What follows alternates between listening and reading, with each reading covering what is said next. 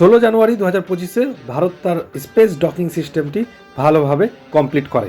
US, Russia এবং চায়নার পরেই আমাদের ভারতবর্ষ এই ডকিং সিস্টেমটি কমপ্লিট করেছে। সর্বপ্রথমে মানুষের কোশ্চেন হলো যে এই ডকিং সিস্টেমটা কি, আসলে কি জিনিসটা কি ডকিং। আমাদের ভারতবর্ষ এই ডকিং করে এত উৎসাহিত কেন, এটা তো আমরা খুব সহজভাবে জেনে নিই। আমরা একটা বই ইন্টারস্টেলার হয়তো তোমরা অনেকেই দেখেছো, সেই বইয়ে লাস্টের দিকে একটা ডকিং সিস্টেম দেখাইয়েছে, যেখানে ডক্টর ম্যান মহাশূন্যের মধ্যে একটি বড় যন্ত্রের সাথে একটা ছোট যন্ত্রকে কিভাবে একে অপরের সাথে যোগ করা যায়, কিন্তু এটিতে ভুল হয়ে যাওয়ায় তা একদম ভেঙে গুড়িয়ে যায় এবং আগুন ধরে ব্লাস্ট হয়ে যায়। তবে বুঝে নাও, মহাশূন্য যদি একটা ডকিং স্পেস হয়, তবে ছোট একটা যন্ত্র সেখানে যে যোগ হবে, এখান থেকে সে ইলেকট্রিসিটি নিতে পারবে, সাপ্লাইগুলো ফুলফিল নিতে পারবে এবং পরের মিশনের জন্য তৈরি করতে পারবে। কিন্তু এই মুভিতে অ্যাস্ট্রোনটরা মিল্কি ওয়ের বাইরে চলে গেছিল, কিন্তু ভারতবর্ষের এই ডকিং সিস্টেমটি তৈরি করছে যেন আমাদের অ্যাস্ট্রোনটকে চাঁদে পাঠানো যায়, আর সেখান থেকেই কিছু স্যাম্পেল নিয়ে আমরা পুনরায় ভারতে আসতে পারি এবং তা রিসার্চ করতে পারি।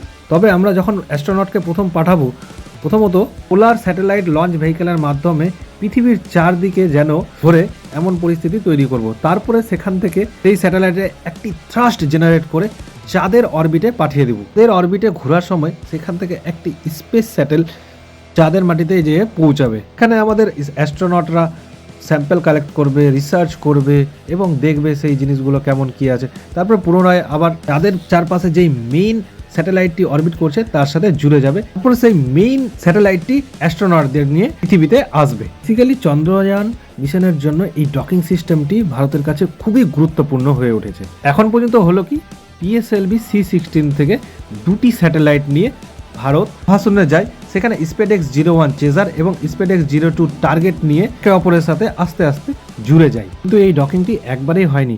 প্রথমে এটি 7 জানুয়ারিতে ডকিং হওয়ার ছিল, কিন্তু হয়নি। কিন্তু 8 জানুয়ারিতে সেটি দূরে থাকার জন্য, এই 8 জানুয়ারিতেও হয়নি, কিন্তু 9 জানুয়ারিতে সেটি পোস্টপোন করা হয়। 12 জানুয়ারিতে 3 মিটার দূরত্বের মধ্যে থাকে, কিন্তু সেটিতেও এটিকে পোস্টপোন করা হয়। তার পাথ ভুলভাল ছিল, তবে একটু হলে পরেও তা ব্লাস্ট হয়ে যেতে পারে, তাই জন্য কোনো রিস্ক নেওয়া গেল। তার 16 জানুয়ারিতে খুব ভালোভাবেই এটি একে অপরের সাথে জুড়ে যায়। ভারতবর্ষের কাছে একটি গর্বের দিন হয়ে ওঠে। ভারতকে এইভাবে আরও অনেক টেকনোলজি তৈরি করতে হবে যেন ভারতবর্ষ চাঁদে এবং সব জায়গায় যে রিসার্চ